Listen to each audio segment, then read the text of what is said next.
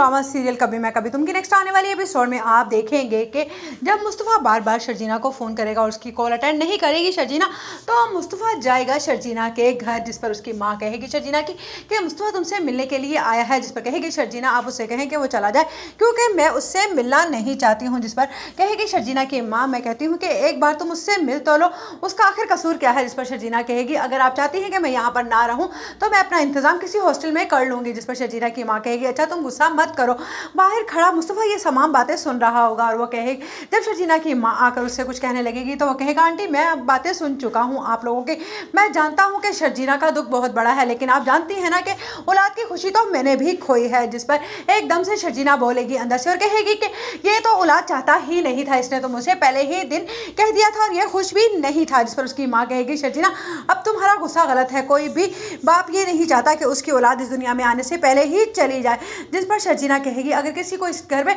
मुस्तफ़ा की हिमायत करनी है तो वो मुस्तफ़ा के ही पास चला जाए। उस पर उसकी माँ मुस्तफ़ा कहेगा कि अभी मैं चला जाता हूँ आंटी, मुझे लगता है कि शर्जीना अभी बहुत ज़्यादा गम में है। उधर कहेगी रबाब कि अदिल को सख्त से सख्त सज़ा होनी चाहिए, उसकी ये सज़ा